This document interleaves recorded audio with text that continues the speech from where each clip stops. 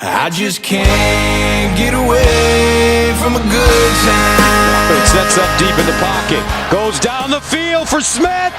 Oh, he got it! This ball is drilled to center field. Pilar at the wall. Gets there and hangs on. Top shelf where mama hides the cookies. This infield is a great wall of China. Nothing's getting past us. Good D behind you, Bry. Good D all around.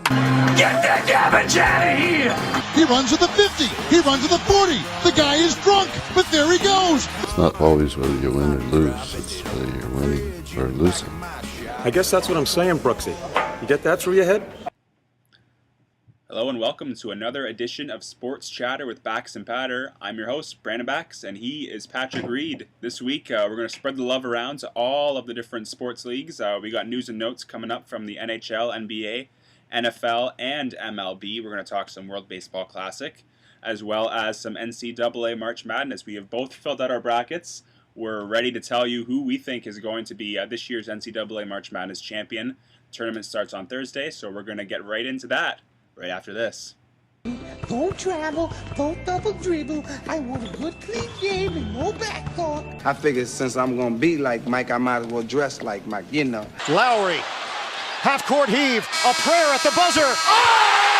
Hey, stop hogging it, Mike. We're your teammates. How do you intend to match up to the Squire's strong inside game? It's a great question. Tomorrow, after the game, Jackie Moon, will wrestle a bear. Yes, Bax, it is March Madness time, and like you mentioned before, we did fill out our brackets, and it's starting tomorrow, the Thursday, the 16th of March there, and you want to go right in with your Final Four, or what? Sure, I guess we'll start with my Final Four. I have, in my Final Four this year, Villanova, last year's champions. I actually have them winning it all. I have them into the finals again against Arizona there, and then I have Kansas against Butler, so that's my Final Four. And then my final two would be Villanova against Kansas. I have Villanova winning at 79-74. Ooh, interesting picks. A little bit of crossover there. In my Final Four, I've got Duke versus Arizona, with Duke coming out on top. And then Oregon and UNC, with Oregon coming out on top. And in the finals, would be Oregon versus Duke, with the Ducks coming out on top. The Ducks. 82-77. So a lot of Canadian content on your Ducks there. Love it. We're going to have to watch that for sure as the tournament wears on. Do they play on the first day of the tournament, do you know? I don't know. We're going to have to take a look at the schedule coming up here. But I first want to say everybody enjoy the March Madness over this next week. We'll be talking about it a bunch on next week's show, I'm sure. And we'll have at least a round or two completed by then. Yeah, absolutely. I mean, I got a couple upsets thrown in, so it should be, I'm hoping for a good tournament. I always like to see a couple... Cinderella stories. A couple Cinderella stories, but although they usually don't get through too far in the tournament, usually the Elite Eight that start dropping off pretty good, and the top teams kind of remain. Take over, yeah. I mean, my bracket kind of scares me a bit. I don't know. Scares me too. I don't pretend to know the first thing about NCAA basketball, but I have Butler as my kind of favorite. You shoot the ball in the hoop. So we'll see if Villanova can repeat. I think that would be a great story, and of course Butler making it to the Final Four, that would be great for that school as well. Yeah. I mean, I think I went off pretty good about the Ducks last week. I mean, lots of Canadian content. One of their big men did go down, but they still have lots of backups to come in, and they're still looking strong. Another note, one guy that we did talk about, Lonzo Ball. Mm-hmm. He's supposed to be this great. The next Steph Curry, or better than Steph Curry. Better, yeah. His dad came out this week and said that he, Lonzo's dad himself. Yeah. No, the dad himself could have beat Michael Jordan one-on-one in their primes back in the... Oh, wow. Yeah. Did you not hear that? So did his dad... So did this his guy... His dad, he played in college. Okay. I can't remember the school. I think it's a W school. Anyways, he played 1 year, and then he was gone. Never really... This guy is just full of bold statements, isn't absolutely. he? And he wants a $1 billion shoe deal from Nike for his son. Oh, my God. God. And it's okay, though. They can pay it in installments of $100 million. Oh, yeah. No big deal, over right? 10 years. So that's going to be a running joke over the course of the tournament. We'll see how far, of course, Oregon gets. Yeah, I think I've got them dropping off in the second round there. Yeah. I think we'll jump over to the other basketball league that we like to talk about. That is the NBA. Oh, I thought you meant the WNBA. Oh, well, we could talk WNBA too, but that's another league I don't really pretend to know anything about. Well, that's good. NBA MVP candidates. We're going to start off with that this week. I mean, there's lots of talk. Russell Wilson, James Harden. What do you think about Russell Westbrook? Russell Wilson. I love Russell Westbrook, the triple-double machine. I have James Harden, another candidate to have him on my fantasy team this year, another triple-double machine. And then, of course, LeBron is LeBron every year. But Russell, who's doing it by himself, basically. Yeah, and he's still in the playoffs in the West, which is very impressive to me. But his team is not doing so great, though. Like, do they take that into effect? Like, how far they're going to go? Like, they're not going to go there's very Russell far. and nobody. Well, exactly. It's not really Does fair. that help him or hurt him? I mean, look at James Harden. Like, his team's doing really well. I guess it could do both. Critics could look at that and say, look at how far this guy has taken pound his for pound, team. though. Like, who would your MVP? Would you take Russell? Right now? Yeah. Who's my MVP right now? I would probably still take LeBron. Yeah. Oh, absolutely. It's got to be LeBron every year, and I mean, he's the only player in the NBA. And you know what it is? I think the people that pick this like to spread the love around. Blah blah blah. LeBron can't win it every year, but you know what? The fact is, he can, and he earns it every year. Yeah. You take him and put him on any other team, and it is a legitimate threat. Title contender. Exactly. Every year. Every year. Yep. Every year. And, I mean, I would love to see something different. And if I was going to pick a winner that's not LeBron, like take him completely out of the equation, I would say this year Russell, for sure. Yeah, I'd go Russell as well. I mean, he's just been a beast. He's looking to break the record for the most triple-doubles in a year, and I think he's going to get it. He's a man on a mission. I almost feel bad for him in his situation. Just the way everything's gone down for him. I mean, he was looked at as the villain when Durant was there, and now he is the guy in Oklahoma. And, I mean, he has single-handedly brought this team into the playoffs. I'm not sure what they 7th seed, 6th seed, something like that. Something low. But I mean, they're unfortunately not going to go far. But I mean, he has just played unbelievable this year. Yeah, he's been a beast. You made mention of Kevin Durant. I said a couple weeks ago that him going down would not affect the Golden State Warriors at all. Oh my goodness, have they dropped right off? Yeah, I think they've lost 3 or 4 in a row now. I think they just won the other night. Okay, so that would have ended the streak there. But I mean, they sat everybody against San Antonio, and now San Antonio's ahead of them in the standings. Yeah. And I don't exactly know. I mean, Steve Kerr is just trying to get everybody rest, and you know that they're going to be there in the West Finals no matter what. But, I mean, I really didn't understand that. That's a whole other topic, is sitting players, especially in the NBA. I get it, but in marquee matchups like that, it's almost like, I mean, ESPN spent a ton of money buying those rights for that, and they hyped it up so bad, and then the fans paid the premium money for tickets. Exactly. And they saw bench players on both sides. Yeah, I mean, it was like when San Antonio came to town when we Raptors. went. I brought that up. Patty Mills went off. Yeah. Like, what? That was the star player that night. Yeah, but that's another whole other story in the NBA we can get into maybe in the off season. But maybe they have to change their system. And I mean, if you're going to sit players, maybe sit them. Maybe you're forced to sit them 2 games in a row, not just one. Make it a penalty if you're going to sit somebody that's not hurt. Interesting. But then you're going to have teams faking injuries. So we'll get into all that. That's a huge topic. We'll get into that. The All-Star Game effect. Yeah, the All-Star Game effect. Really. The Raptors. Yeah, we'll talk little Raptors now. They were struggling. Yeah. They're struggling. They did get a big win against the Dallas Mavericks there on Monday, but I think they lost a couple games in a row there. Probably games they should have won in Miami. Absolutely. And I don't know what the other road loss they had there on that road trip, but either way, they should have won both of those games. And yeah, tough losses. Milwaukee, I know, was one of them too. That's they were right. on the road, but yeah, I mean, they're still. I mean, that's a team they should beat. Yeah, the Mavs. And and they beat them pretty good. But they're still kind of struggling trying to find the game. That's the first real blowout this year, though. Yeah, they're trying to find their game without Lowry, though, is the thing. And now the concern becomes, is he going to have enough games this year to get in sync with these guys? Because now that Tucker and Ibaka finally get in the flow, DeRozan's finally getting in the flow. The defense, that was I mean, they only gave up 78 points, the lowest total all year. The defense is finally coming together. How will Lowry all of a sudden jumping in affect it? And where is DeLon Wright going to play? He's been playing pretty well, I think, off the bench too. Yeah, he has worked really well. I mean, he's a blocks machine for a point guard. Oh yeah, no kidding. He's really long. I like the block of who? I like the future of the Raptors point guards if they were to lose Kyle Lowry to free agency this year. Well, I think this brings it into question: is do they fork out that money, or do they let Corey Joseph walk? Maybe trade him for a pick, and then you have the money to sign Lowry and DeLon's your backup. Maybe. I mean, I would be probably comfortable with it at this point. The way he's trying. I mean, when he's healthy, I'd even go with. I mean, if you're gonna stay with losing Lowry, I'd be okay with a 1A, 1B situation with DeLon and I could see it. Yeah, with Kojo, and then you kind of hope that DeLon takes a big step over there because he's still a fairly young player. Like I think he's second year in the league. Second year in the league, yep. Yeah. And this is a whole conversation that's going to base upon how well the Raptors do in the playoffs this year, whether they go one route or another. But that's off-season talk, and we'll get into that as the off-season approaches and the playoffs approach.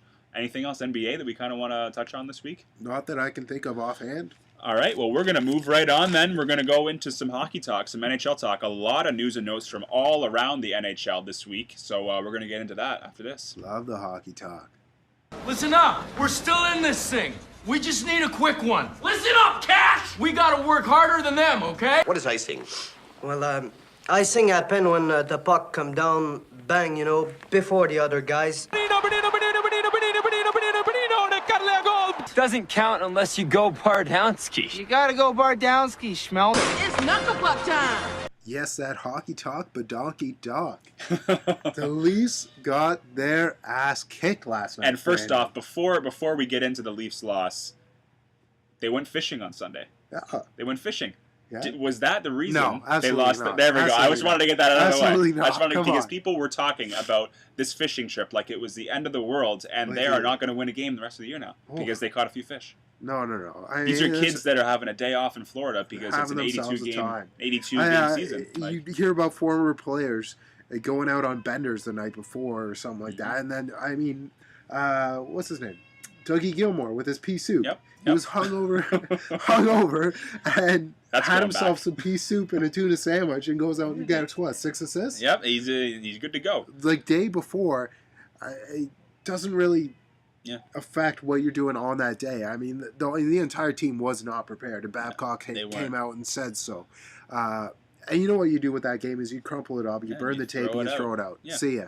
Exactly. And, I mean, they've got a big game tomorrow versus Tampa that, I mean, they pretty much have to win that, right? Yeah, they do. They do because they're on the outside looking in, and Tampa is still in the race, unlike Florida was. It's so sad that, just the way that the standings are working out, that New York Rangers have 90 points, and they're in the first wild card spot. Yeah.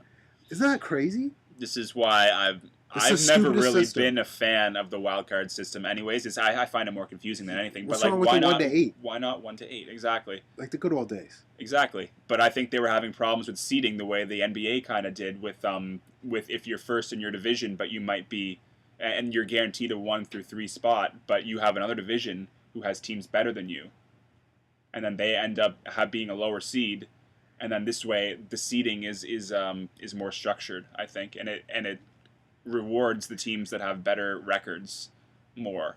Does it not? No, I don't think so. I think it's a bad system either way. It just makes a whole lot more sense to rank it 1 through 8. 1 through 8. At that point, then at that point you just get rid of the divisions. Yeah, you have maybe. the East. Yeah. And you have the West. What's wrong with that? Well, yeah, I think we could do that. I like that. I like the 1 through 8 on both sides. Call Jerry. Yeah, and you can still have your division rivals and the teams you play more than others. Yeah.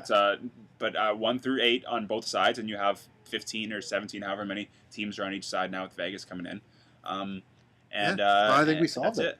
I think we solved it. Perfect. Call them up. Moving on. I think we should be paid a little extra for that. Absolutely. One other note, Zaitsev, brutal last night. Yeah, it's his first real bad game. Yeah. But he was It wasn't awful. Morgan Riley's first bad game this year. No, but that high ankle sprain, I think, is really bothering him still. Yeah, I think so. He might have come back. Well, I don't know, too quick, but maybe he's still kind of feeling it. He's definitely still feeling it. I mean, that high ankle sprain, it stays with you for a while there.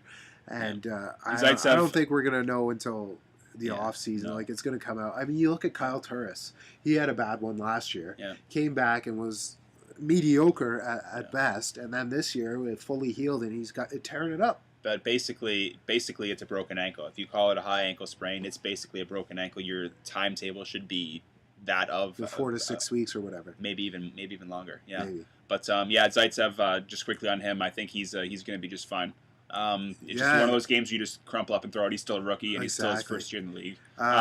Somebody who's no. I want to talk about Matthews. Oh, you want to talk about Matthews before Flames? Struggling. Matthews is struggling. I mean, his line mate's struggling too. Oh God, goodness gracious! What's Zach Hyman have 3 goals in the last 40 games, something like that? Like he needs talent with him. So why don't they put Marner with him? Why? I don't know if I put Marner with him because he's good with Bozak. Yeah. But maybe you throw Leo up there. Yeah. Maybe. I mean, he's got a little more finishing touch. He does have he's got a little finish. And he's a similar player too, in the fact that he's a hustler and he's a grinder. And then you switch him with Zach Hyman, obviously, and you still get that grinder and hustler on Kadri's line, right? So I wonder what Babs sees. I mean, maybe spreading the scoring out more. I think that's what he's trying to do. He just figures that Matthews can do it by himself. But I mean, even you look at the greatest player in the game, Sid the Kid, and I mean, people want to talk about Pascal Dupuis and Chris Kunitz. That guy about how like he carries them and blah blah blah. Those guys were prolific scorers in junior, and in the NHL they had 20 and 30 goal seasons prior to Sidney Crosby. Like they were scorers. But you look at it, just amplifies it that much. But you look at Chris Kunitz, just like you look at Zach Hyman, and you think, well, that's basically like in Edmonton, like that's Patrick Maroon with Connor McDavid. Yeah, basically. Yeah. So I mean. I don't know if Babs would. I mean, at this point in the season, I don't know if he would really, it's not working. It's not working, no. And I'm surprised he hasn't, but I don't think he will anymore, kind of juggle with the lineup. He's had the same lines almost all year. He's very consistent coach. So, I mean, I think Matthews, unfortunately, is stuck with Hyman for the rest of the season. And, I mean, Hyman, he's going to be on this team most likely next year, too, and for a while. He's going to be a solid third line player. But once Matthews is that number one center, see Hyman, like he's going down to the fourth line where he probably belongs. What about Levo? Well, Levo, he could still be on that fourth line as well because he's got. No, but I mean, throw him with Matthews. Oh, throw him with Matthews. Oh, yeah, I guess he could too. He's got probably more knack for the net, exactly, I think, than Hyman does. But and Matthews doesn't need somebody to go get the puck. He gets the puck himself. Yeah, that's true. Well, we'll see if in these last 15 games or so they do any lineup changes really. Yeah, but. Something to get Matthews going. Yeah. Do you want to get into some more kind of leafy talk with the Calder candidates? They're thrown up there. Calder for a bit, mean, there's 8 rookies on the Leafs this year. Yeah. I think they've got 3, 4 solid candidates for the Rookie of the Year. The Calder. Yep. You've got Marner in there. Nylander. Yep. I mean, even long if you shot want Zaitsev. Yeah. I mean. He's not your traditional rookie, as he came from Russia, and he is 25. Yeah. But I mean, nobody's talking about this Matthew Tkachuk. Matthew Tkachuk from the Flames. The Flames. The Flames any are on other a tear year, right now. I mean, this is an unbelievable rookie class. Yep. I mean, you got Werenski there in Columbus, who's been unbelievable, and he's a defenseman. And I mean, of course, Patrick Laine there out west. Yep. So I mean, I think that the rookie category this year has really been a lot more impressive than I think a lot of people would have thought it was going to be going into this. Yeah, I mean, who saw it coming? But other than the top two, obviously. Well, exactly. You knew Laine, Matthews, even Aho. Yeah, he's pretty good. And he's doing it really under the radar in Carolina. Well, yeah. And I mean, I think when the Leafs played the Hurricanes just in the weekend, that was the first time I really watched that kid play, and he is amazing. He is a solid player. Yeah. So I mean, and of course, we always forget about Matt Murray there because he did win the Stanley Cup last year. Yeah, he did. He is classified as a rookie. Any love there?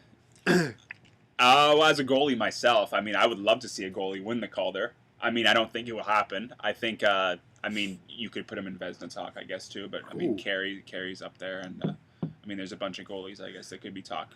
Yeah. I mean, and do you include the fact that he won the Stanley Cup last year as part of his... I don't look at it as much that way just because that wasn't really his team. That was still Fleury's team. Yeah, it is true. I mean, he did win it, though. I mean, Fleury has survived countless trade deadlines where he was already shipped out the door, and this is still his team again in 2017. Yeah. I mean, until Vegas gets him next year, probably. But, I mean, I don't know. but that just seems to be where he's going. Yeah. But Any predictions? Any thoughts on who's going to take it all? I still think Matthews. Yeah. Even though he's in a slump right now, I still think he can turn it on down the stretch. Especially their Leafs are still in the race. There's still something to play for. So why not? Yeah, absolutely. Why not go for it? Something crazy happens and Line A goes off. Well, I mean, Line A is the next somebody closest. goes off like that. I think Matthews going to definitely take it. Yeah. And that's not Toronto bias at all. Yeah, no, I just think that he is the number one rookie this year. So. Absolutely. Take a trip down the 401 to Ottawa. Ottawa. Senators. Reeling it hard. They were in first place at one point last weekend. They shook the Canadians pretty good there. Yep, I think the Canadians really needed that scare to kind of, they've jumped back into form the last few games, and now they're back in first again. But the play of Craig Anderson, who's now hurt, but he is has really been quite amazing. The story of Craig Anderson, pretty much GOAT, like we can mention him now, like just the battle he's had all year with his wife, and then coming back for that amazing game that he had the shutout against, I don't know if it was the Oilers or somebody, and then he goes off again, and then he comes back again, and I think he got another shutout his second return, and now he's just been on a tear ever since. And it's good to see him finally kind of getting some love. I mean, he's been around the league for a long time. And now he's the Sens, and who would have thought this? The Sens goalie leader in wins now. Craig Anderson, he's been that long. And past Patrick Lalime, who, again, I didn't think would be that high on the wins list either. But really? I mean, he was there a long time. He was there a while, but I guess Ottawa's never really had a... No, Ottawa doesn't really win all that much. No, they haven't really had a superstar goalie other than like late Dominic Hasek days or like Craig Anderson now, I guess. Well, but didn't they have Defoe there for a while? They might have. That would have been even way before. Before Hasek. But yeah, good on the Sens and good on Craig Anderson for really turning it on a team and Alex Burrows. I don't want to cheer for Alex Burrows, but I mean he's had 4 goals in the nice like 8 thing games. about them is they are getting 2 big scorers back in Bobby Ryan if he can actually put the puck in the net. That might hurt him more than help him. Well, exactly, and Kyle Turris is going to be back as well, so that's a big pick me up for them. Speaking of pick me ups, Flames going on for the 11th win tonight against the Boston Bruins. Yep, and another team like the Senators. Well, the Sens, I guess, didn't really struggle out of the gate. The Calgary Flames really struggled out of the gate, and Brian Elliott couldn't stop a beach ball. And now he's one of the best goalies in the league, it seems. The Flames seem to always go on a run. Every year, there's always like a run where they go on. It's just like 5, 10, 15, they'll just whatever. Make the playoffs, and then they'll get beat out in the first round, just like, 2 years ago, last year? Exactly, yeah. And they're always that team that's just kind of right there, but doing it under the radar. Now they have some younger players they can really rely on. Monahan, that guy's Goudreau. Kachuk, we already mentioned in the rookie class. Sam Bennett. Yep. And then they've got a few decent defensemen coming up. I mean, they very quietly won 10 in a row, if you can say that. And I mean, they've already got 82 points. They're not going to catch San Jose this year, I don't think. But they're definitely going to make the playoffs. Yeah. So, I mean, this is, I guess, a good thing for that team where they were probably thinking they were going to rebuild another year or two, kind of like the Leafs. And now they found themselves in a spot where this could be a good experience. The way is you get there a little bit earlier, and then you have kind of a drop-off, and then you'll punch yourself back up again. Well, unless you're the Edmonton Oilers, who have dropped off significantly. Yeah, they have. And, I mean, this is becoming a common thing for the Oilers. Now, I'm not quite as worried as I was 5 years ago or 4 or 3 years ago with all the young players. They've got, McDavid now there, and I think they'll be just fine. But, yeah, I mean, people were just waiting for the shoe to drop in Edmonton, I think. Yeah, exactly. They were, all year they've kind of been leery of what's going on, and like you said, just waiting for them to drop off. And, I mean, they're on their way. And as good as Cam Talbot has been, I still don't know if he's the goalie that they need to take him to the cup, and they still don't have the defense. It's getting better. Don't get me wrong. The defense is getting better than the Leafs. It's getting better. Better than the Leafs defense, that's for sure. But it's just not quite, where you think it should be for a long playoff run. Veterans. No, it doesn't. It Right? doesn't have the Chicago defense like the Keiths, Grizzled. the guys that have done it. Yeah. So we'll see how Edmonton and Calgary both end up in the playoffs. But wouldn't that be interesting if they played each other? Ooh. Battle of Alberta in the playoffs. I mean, I don't think I've ever seen that personally. I don't think they ever matched up in the last 10, 15 years. Not that I can remember, so it must not have been that good. Yeah. Tampa. Wanted to do a quick note on Tampa there. Yeah, I mean, just what they've been doing. I mean, they kind of decided to blow it up at the deadline there, getting rid of Brian Boyle and then Bishop. Brian Boyle is their fourth center, and then 3 other centers go down. Oh, yeah. So they've got, like, skin and bones going up the middle of the middle of the lineup there. They're bringing in Byron Fraze. Yep, and Craig McPegg. So two former Leafers are in the lineup there for the Lightning. Yeah, going to be taking on the Leafs tomorrow night. Yep. Yeah, like we mentioned before, big game for them, and they have to come away with the 2 points. It is, and Tampa's on a roll right now. They've won 4 in a row, and they're just ahead of the Leafs there now in the standings, just by a point. But a win for the Leafs against Tampa in regulation, I must stress that, in regulation would be huge for them. Absolutely. Anything else NHL-wise? We covered a whole lot. We kind of went around the league today. Yeah. It's pretty close. We'll continue to follow the NHL as the playoffs draw closer. I believe, 3 weeks away? Yeah. Something like that? 3 or 4? Yeah. We'll have a few more shows on the stretch drive here, and then we'll get into some real NHL playoff talk coming up soon. We're going to swing over to some baseball. We're going to get some MLB talk. Nice segue, bro. After this. Hitting is not about muscle. It's simple physics. Do you drug test the players? No. On into the windup in his first offering. Just a bit outside. You stink, Strawberry! We want home run homers! Daryl. Hey, Yankees! You can take your apology out of your trophy and shove it straight up your ass! It's baseball time, and we're going to talk some MLB, but first I guess we can start with the current tournament that's happening, considering not much is happening in spring training. The current tournament, the World Baseball Classic. Yeah. Canada's out? Well, that's just about all we have to talk about for Canada. No, I did want to talk a little bit about Canada before we move on to Dominican and the States and some of the real teams in this tournament. Real teams. The Netherlands, my Dutch boys are actually doing all right. I didn't think there was a lot of good Dutch baseball players out there. Well, it's because of all the islands that they owned. Well, I guess so. Yeah. Yeah. That's exactly that makes what sense. it is. Yeah, Israel was bounced as well from the tournament. Goodness. Yeah, they were on a tear. They were on a tear, and then they lost last night or this morning. This morning they lost, so they're out. But yeah, Canada 0-3. Yeah, that's about right. Not really a great showing, and not that we predicted a good showing for them. No. But I mean, they didn't have a good player other than Ryan Dempster on their roster. So whoa. Mauer. Or Morneau. He didn't even play, did he? Yeah, he was in it. Oh, was he? I didn't even hear his name once. That's how much he played. He used to be good. I mean, Pompey got another concussion in the tournament, Did he? so that's not new for him. But I mean, jeez. there goes your superstar center fielder. Going to replace Pilar. Whoa! I was going to put him in left. I'll put him in left. Okay, yeah. Ernie Witt, former manager for the Jays, their third base coach, I think, calling out Canadians alike. Yeah. Saying that Joey Votto, Michael Saunders, all the Canadian boys that Brett Lowry, all the Canadian guys that just didn't show up for their country, and I can see why some of them did. They got their clubs and their MLB seasons. Exactly. I don't think Saunders has a contract yet, does he? I don't think so. Brett Lowry doesn't have a contract. Votto is just trying to live up to his massive contract. Yeah. He's just trying to get out of Cincinnati. But I mean, basically what Witt was saying was, we're never going to be competitive, especially in only a 3-game tournament. We're a hockey country. Yeah, but we're never going to be competitive if we don't have the little stars that we have. If they don't show up, we're never gonna win a game. They're never going to win a game anyways. Even with those superstars, No. I think that they'd still probably lose those 12-2 games. Absolutely. 8-7. Yeah. So.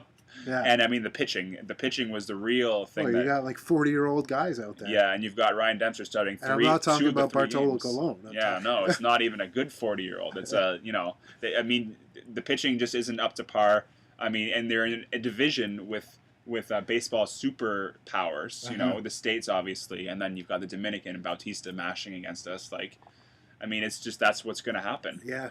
So I feel bad for Witt just because in Canada, the Canadian guys who actually did show up and put their heart and soul into it, but like they just didn't have the help. It's a hockey country, basically. First, I mean, had this been a hockey tournament, you better believe everybody would have been there. Yeah, and you're even seeing these problems for Canada basketball as well. You've got a lot of good young Canadian basketball players, which I think we have a better chance in Canadian basketball than for sure we do, but they haven't all shown up all at once yet, though.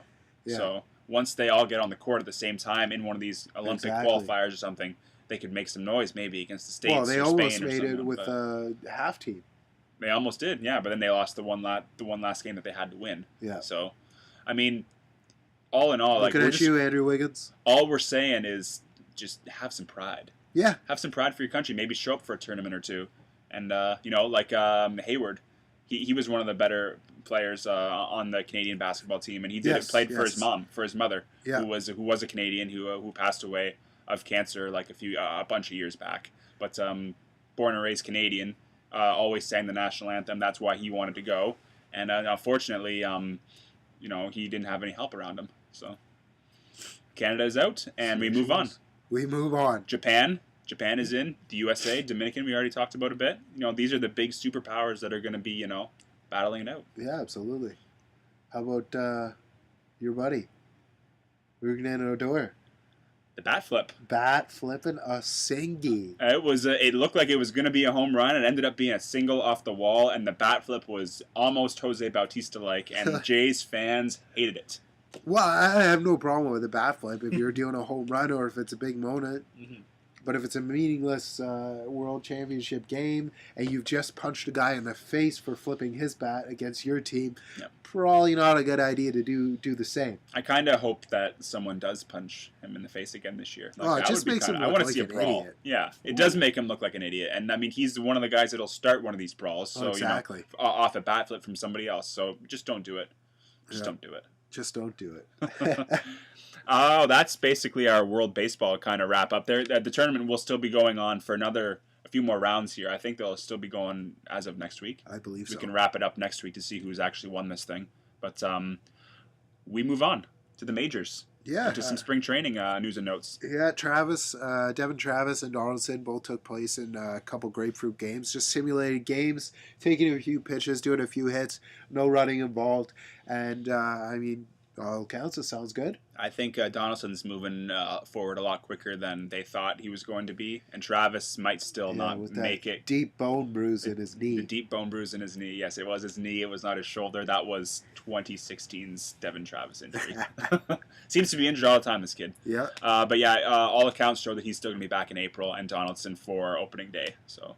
Perfect. Yeah, that's good for the Jays. Yeah. Another good news for Jays is they renew the contract of Aaron Sanchez. So I saw this note today. Can you explain this to me? Yeah. I thought he was under contract. He is, but they just renew it. It just adds more money onto his deal, that kind of thing. I think it adds like another $1 million, something like that. Weird. Yeah. But this has to happen for all contracts? Probably not. Yeah. You don't hear about renewing contracts. I don't know. Yeah. I just... The logistics of it just kind of confused me. I didn't really understand it. It's some CBA thing. It has to do with free agency and restricted he's still on arbitration and everything. He's still like that. on a rookie deal for us, so he's still on a really team-friendly deal. I think this is the last year. There. Yes. Yeah, this is the last year of his deal. Yes, so then he goes into arbitration next year, I believe. Yeah, so he's got that new agent. And he'll probably be making Stroman money next year and then $20 million a year for the rest of his life after that. Try more than that. Yeah. Speaking of millions and millions, $30 million plus deals, David Price. David Price looks like we jumped the gun on him being injured for the whole season. He's injured, but he's not injured for the whole season. No, but he's not going to make the first start of the season. Oh yeah. Well, we were talking about that too, though. Hold on. Mm-hmm. He said if he was younger, he would have the Tommy John surgery.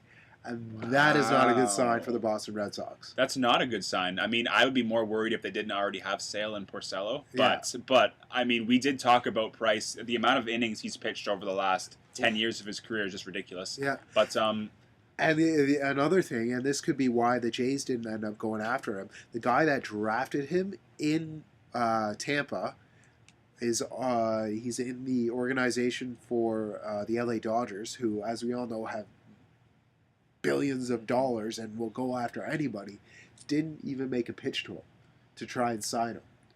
So I think that speaks to a lot. Now, this is info that nobody would have known at the time, but I'm speaking to you Jays fans that were bashing Rogers for not signing David Price. Maybe it was, smarter to go after J-Hap.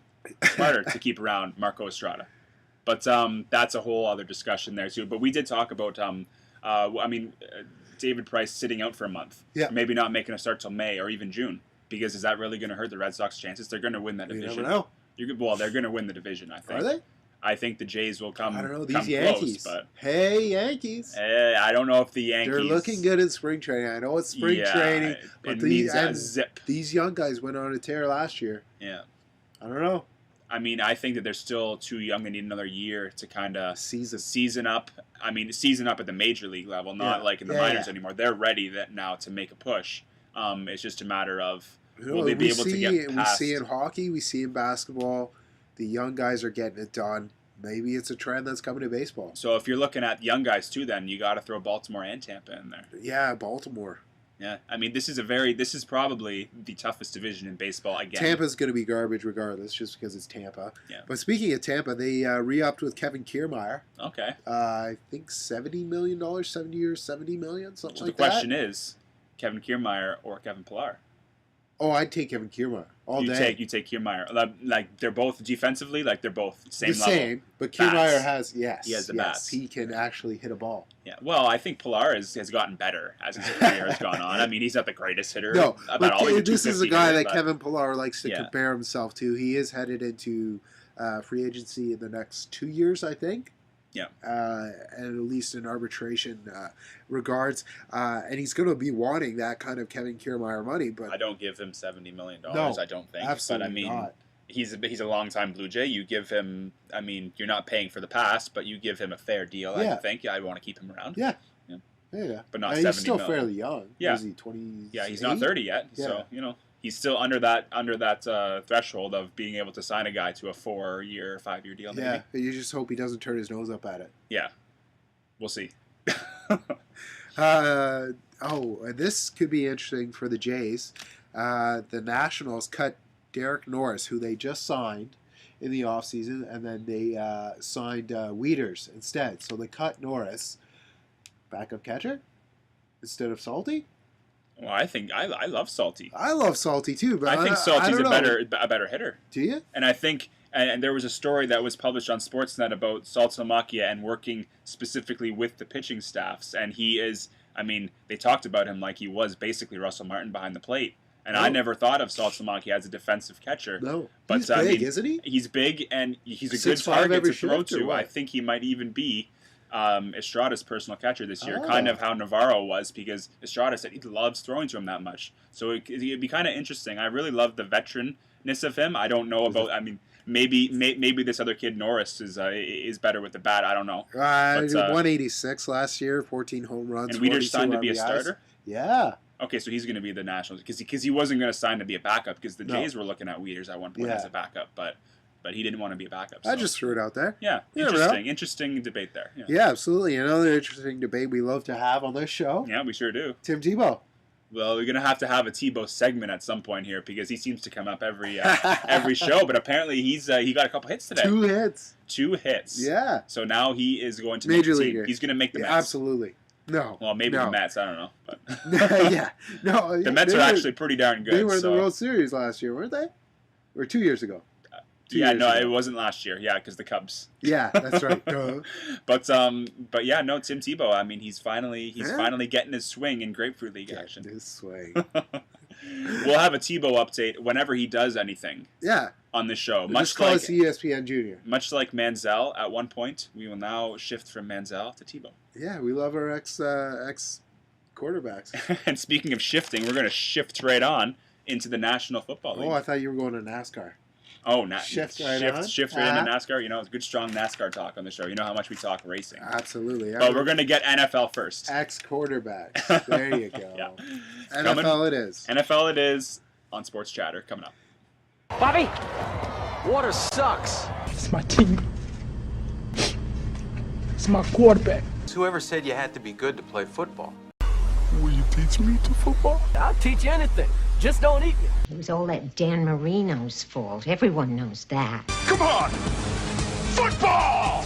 Well, it looks like we got a whole lot of not much going on NFL-wise this week, though we did say we were going to recap the NFC North. Or was that last week we were going to do that?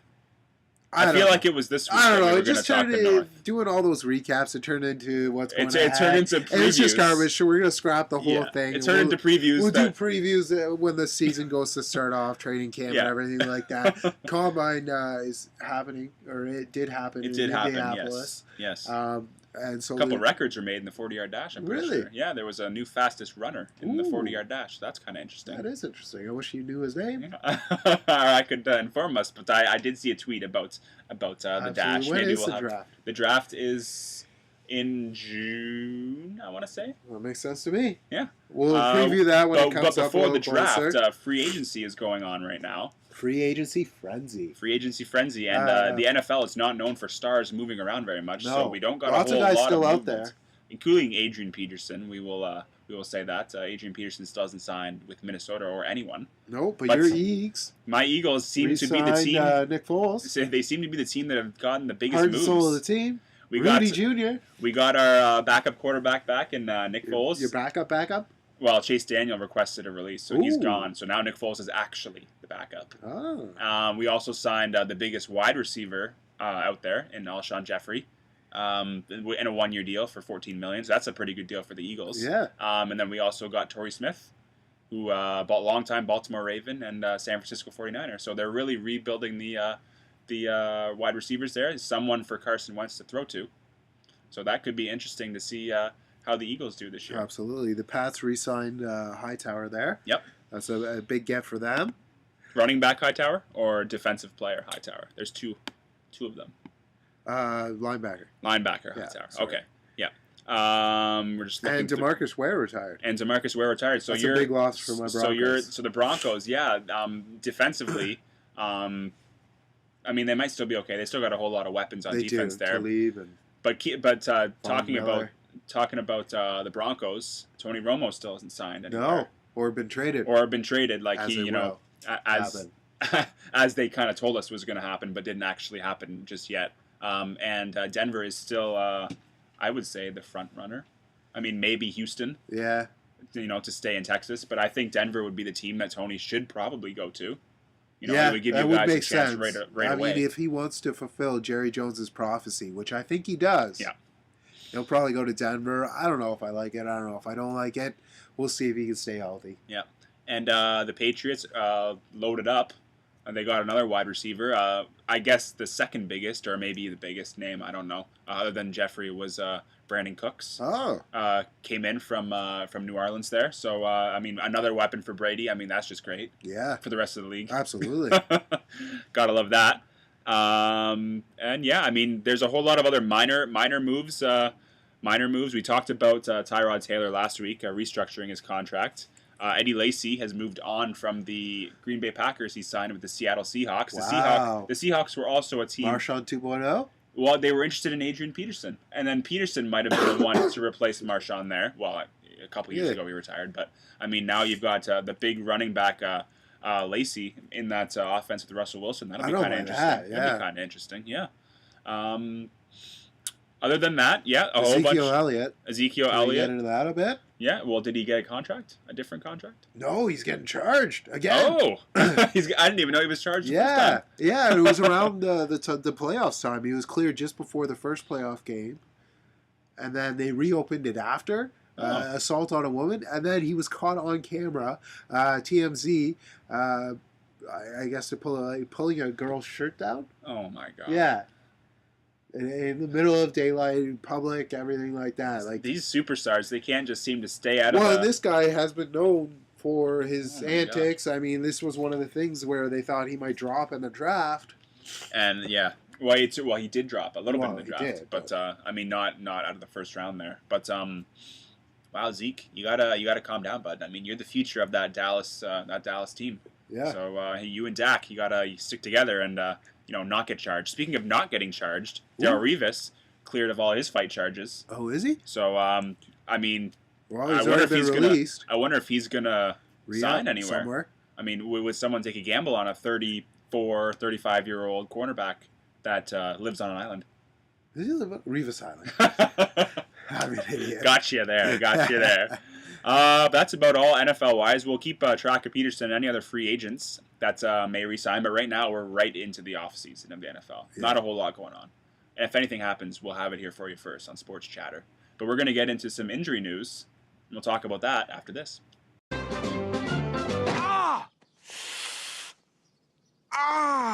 Oh, look at that! Oh, my goodness! He just dropped the stretcher. Oh, my goodness. I think I will.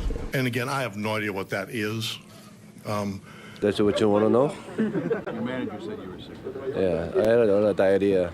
Yes, it is the injury report. We touched on a few throughout our other segments, but one you did bring up was the Orioles. Tillman is going to be out for a while. He's got some shoulder soreness still. Yep. Looks like he's not going to start the season, which could be a big problem for the Orioles. Well, it could be a big problem for the Orioles, but at the same time, he was their number one starter last year. But it's Chris Tillman. And the Jays mash Chris Tillman. Yeah, so I kind of wish he was in the lineup. Nobody else does. But I mean, the Jays they kill that guy, especially when he's in Rogers Center. So I mean, Chris Tillman, hurry up and get back on the field and get pitching against the Jays. We love to hit against you. Giovinco.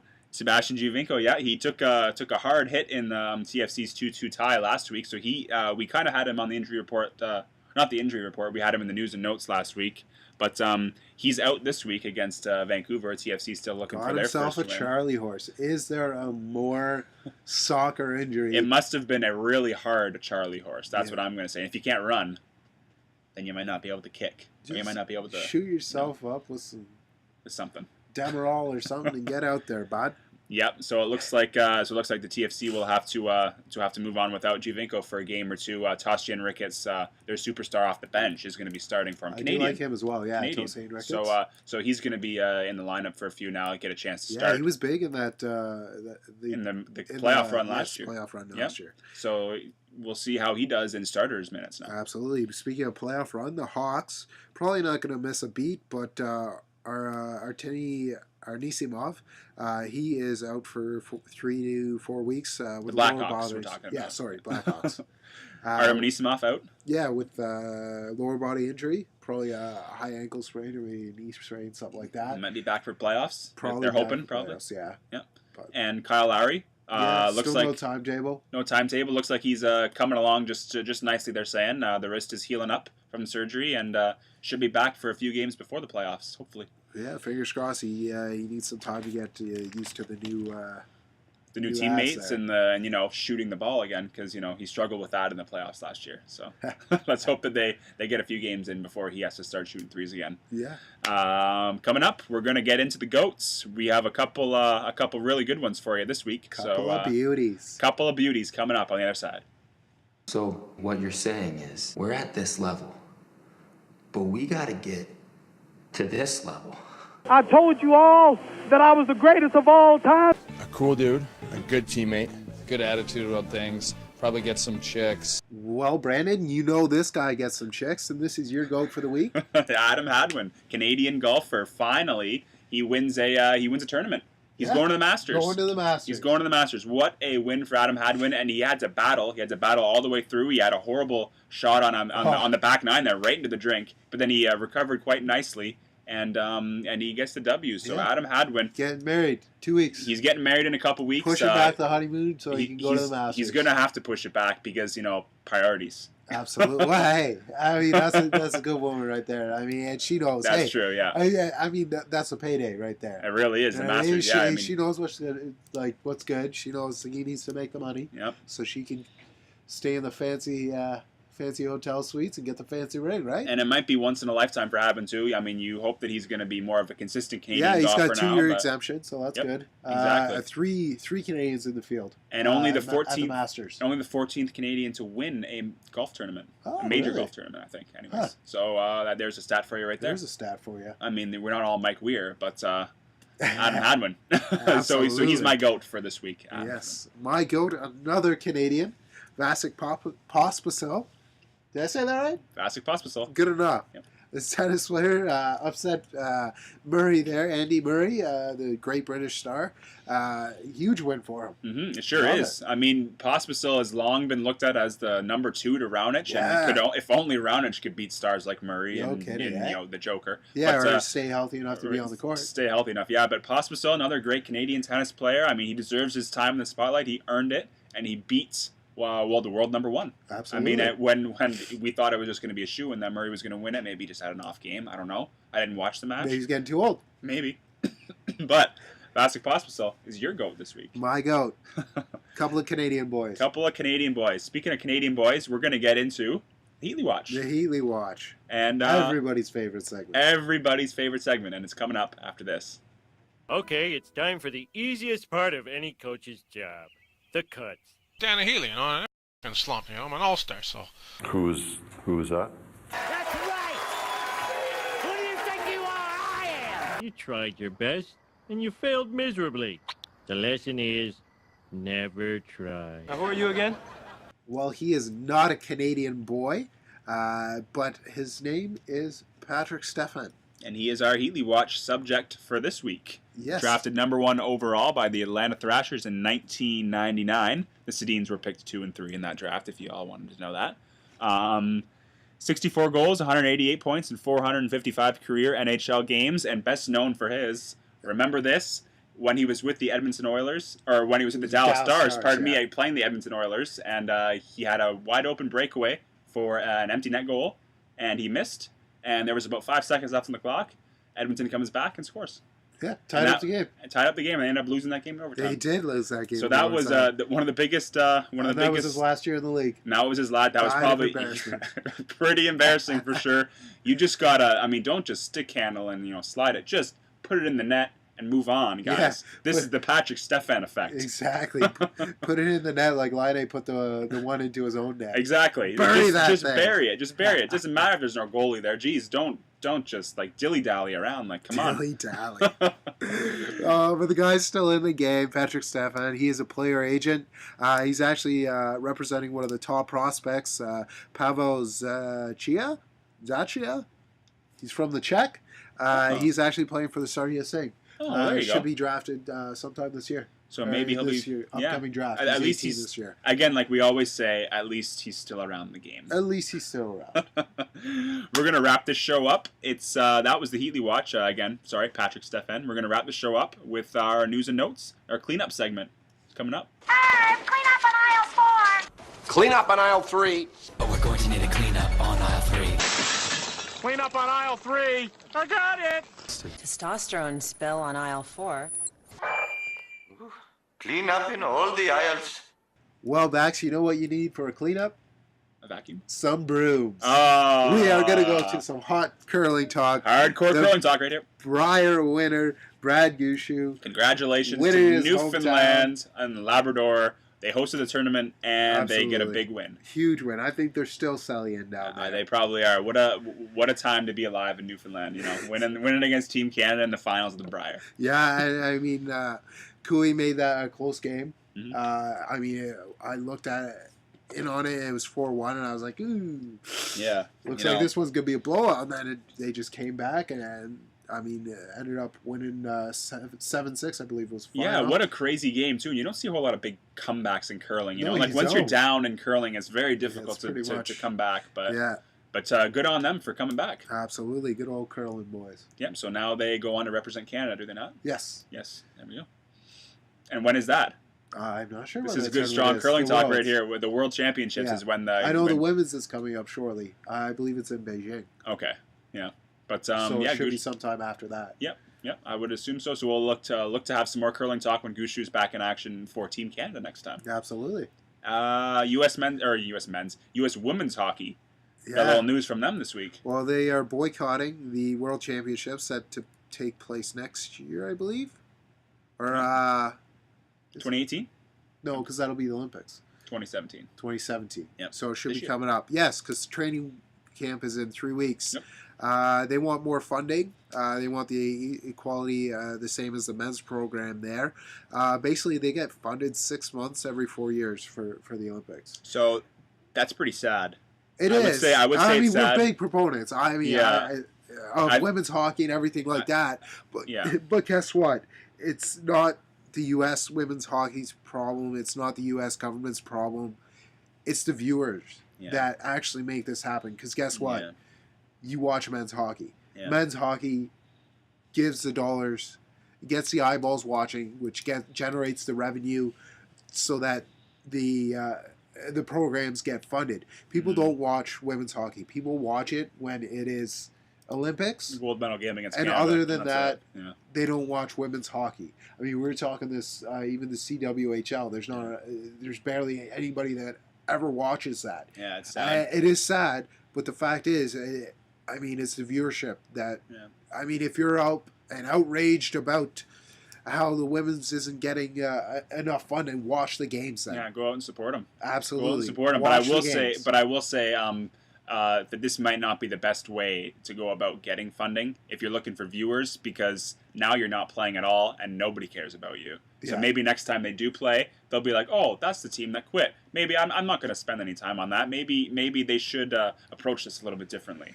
Yeah, I mean, and don't attack the program, attack the people. Yeah. Like, to be honest. Yeah. Like, they just need more eyeballs watching them, basically. They need more people. And so all these people that are coming out against the program, and I mean, just say how terrible it is and just give them the money.